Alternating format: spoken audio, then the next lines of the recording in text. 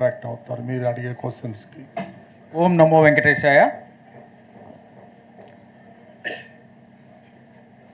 వెంకటపాలెంలోని శ్రీ వెంకటేశ్వర స్వామి ఆలయ ప్రాంగణంలో ఈ నెల 15వ తారీఖున సాయంత్రం 6:30 నుంచి 8:30 వరకు టీటీడీ ఆధ్వర్యంలో శ్రీనివాస కళ్యాణం జరగబోతుంది. దానికి అన్ని రకాల ఏర్పాట్లు కూడా చేస్తున్నాము. టీటీడీ తరపు నుంచి వివిధ ప్రాంతాల్లో లోక కళ్యాణార్థం శ్రీనివాస కళ్యాణం నిర్వహిస్తూ ఉంటాము. అలాగే ఎక్కడైతే శ్రీనివాస కళ్యాణాలు నిర్వహిస్తామో అక్కడంతా సస్యశ్యామలం అవుతుందని భక్తులు నమ్ముతారు. ఈ ఏర్పాట్లన్నీ కూడా టీటీడీ అధికారులు జిల్లా అధికారుల సమన్వయంతో ఏర్పాటు చేయడం జరుగుతుంది.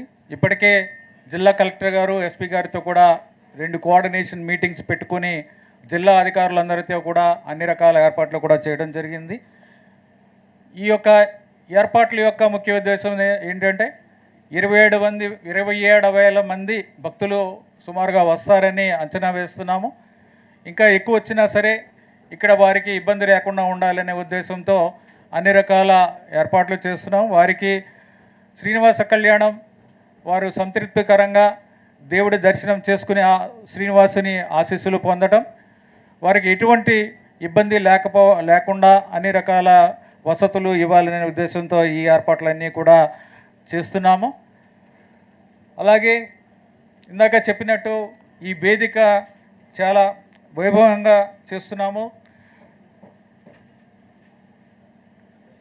రాజధాని ప్రాంతంలో అలాగే గుంటూరు, విజయవాడ ప్రాంతాల్లో కూడా ఫ్లెక్సీ బోర్డులు పెట్టడం, హోర్డింగ్స్ పెట్టడం, అలాగే వివిధ ప్రాంతాల్లో విద్యుత్ దీపాలంకరణ చేయడం, అలాగే ఇక్కడ చూడటానికి వచ్చిన భక్తులకు శ్రీనివాస కళ్యాణం చూడటానికి వీలుగా కొద్దిగా దూరంగా కూర్చున్నా కానీ కనిపించే విధంగా ఎల్ఈడి స్క్రీన్స్, పెద్ద ఎల్ఈడి స్క్రీన్స్, చిన్న ఎల్ఈడి స్క్రీన్స్ చేయడం, 2 పెద్ద స్క్రీన్స్, 15 చిన్న స్క్రీన్స్ కూడా ఏర్పాట్లు చేస్తున్నాం.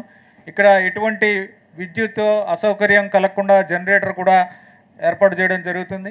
సెక్యూరిటీకి సంబంధించి ఎటువంటి ఇబ్బంది లేకుండా పోలీసు విభాగంతో, విజిలెన్స్ విభాగంతో కోఆర్డినేట్ చేసుకుని సుమారుగా 120 మంది విజిలెన్స్ సిబ్బంది, అలాగే సుమారు 600 మంది పోలీసు సిబ్బంది కూడా ఈ కార్యక్రమంలో సెక్యూరిటీ విభాగం నుంచి దీంట్లో సెక్యూరిటీ చూసుకుంటున్నారు. ఎటువంటి ఇబ్బంది లేకుండా చూసుకోవాలనేది ముఖ్య ఉద్దేశం. అలాగే డ్రోన్ కెమెరాలు, 5 డ్రోన్ కెమెరాలు, 70 సీసీ కెమెరాలను కూడా ఉపయోగించి పర్యవేక్షణ కోసం ఉపయోగించడం జరుగుతుంది. అలాగే కంట్రోల్ రూమ్ కూడా ఒకటి ఏర్పాటు చేసి ప్రత్యేకంగా అన్ని విభాగాలకు కూడా కోఆర్డినేట్ చేసి ఒక ఇంటిగ్రేటెడ్ కంట్రోల్ రూమ్ కూడా చేస్తున్నాము. అలాగే పార్కింగ్ యొక్క అవసరం ఉంది. ఎందుకంటే చాలా వెహికల్స్ వస్తాయి కాబట్టి ఆ వాహనాలన్నిటి కూడా ఇబ్బంది లేకుండా సుమారుగా 3,000 పార్కింగ్ ఇప్పటికే ఏర్పాటు చేయడం జరిగింది.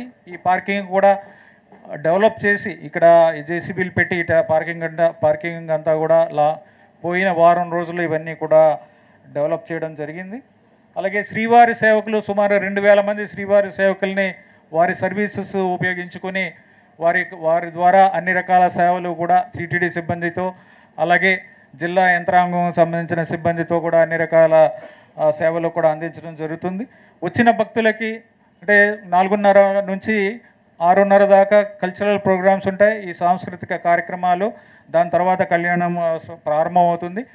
భక్తులకు అన్నప్రసాదాలు, మంచినీరు, మజ్జిగ ఇలాంటి ఏర్పాట్లు కూడా అన్నీ కూడా పకడ్బందీగా చేస్తున్నాము. అలాగే రాజధానిలో ఉన్న ప్రతి ఫ్యామిలీకి, ప్రతి ఇంటికి కూడా ఆహ్వాన పత్రిక ఇవ్వాలనేది ముఖ్యమంత్రి గారి నిర్ణయం. ఆ నిర్ణయం ప్రకారం అందరికీ కూడా ముఖ్యమంత్రి గారి నిర్దేశంతో అందరికీ కూడా ప్రతి ఫ్యామిలీకి కూడా ప్రతి ఇంటికి కూడా ఆహ్వాన పత్రిక ఇవ్వడం జరిగింది రాజధాని ప్రాంతంలో 24 గ్రామాల్లో. అలాగే ఎస్వీబీసీ ఈ శ్రీనివాస కళ్యాణాన్ని లైవ్ ప్రత్యక్ష ప్రసారం చేస్తుంది. లోగో లేకుండా మీడియా వారికి లైవ్ ఫీడ్ ఇవ్వడం జరుగుతుంది అందరికీ కూడా. అలాగే ఇక్కడ పరిశుభ్రత విషయంలో ఎటువంటి ఇబ్బంది లేకుండా 100 టాయిలెట్స్, స్పెషల్గా టాయిలెట్స్ పెట్టడం, అలాగే పారిశుద్ధ చూసుకోవడానికి కార్మికుల్ని అదనంగా ఉపయోగించడం, ఇవన్నీ కూడా చేయడం జరుగుతుంది.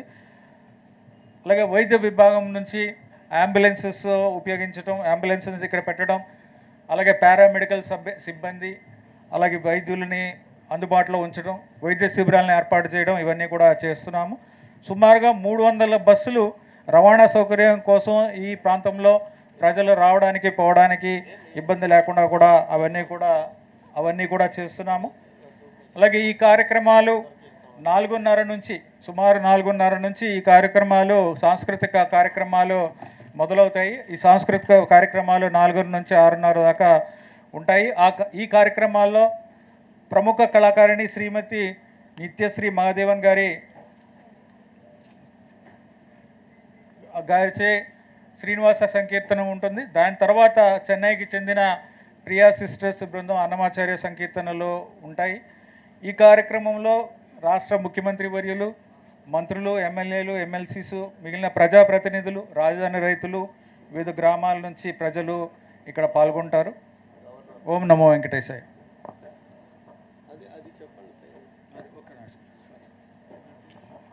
ప్రసాదాలతో పాటు ప్రసాదాల్లో లడ్డు ప్రసాదం కూడా, చిన్న లడ్డు కూడా అందరికీ కూడా 175 గ్రాముల లడ్డు కూడా అందరికీ ఇవ్వడం జరుగుతుంది. వచ్చిన భక్తులందరికీ కూడా మిగిలిన అన్నప్రసాదాలతో పాటు ఇది కూడా ఇవ్వడం జరుగుతుంది. 27,000 మందికి కూర్చోవడానికి ఇక్కడ అవకాశం ఉంది. ఈ 25 ఎకరాల్లో కొంత డెవలప్ అయింది, కొంత చాలా వరకు ఇంకా డెవలప్ కాకుండా ఉంది. అందుకే ఇవన్నీ కూడా ఓపెన్గా ఉన్నాయి కాబట్టి మనకి కళ్యాణం చేసిన మనకి కూర్చోవడానికి ఏర్పాట్లు చేయడానికి అవకాశం ఉంది. 27,000 మంది కూర్చోవడానికి ఉంది ఇక్కడ. అలాగే అంటే ఎక్స్ట్రా వస్తే మరి వారికి కూడా బయట LED స్క్రీన్లు కూడా పెట్టి వాళ్ళకు కూడా ఏర్పాటు చేస్తున్నాం. అదంతా ఎస్పీ గారు, కలెక్టర్ గారితో కూడా కోఆర్డినేషన్ మీటింగ్స్ పెట్టుకోవడం జరిగింది. వారు కూడా పోలీసు సిబ్బందిని వారందరూ కూడా ఏర్పాటు చేసుకుని ఆ క్రౌడ్ కంట్రోల్ అంతా ఎస్పీ గారు, కలెక్టర్ గారు కూడా చూసుకుంటారు.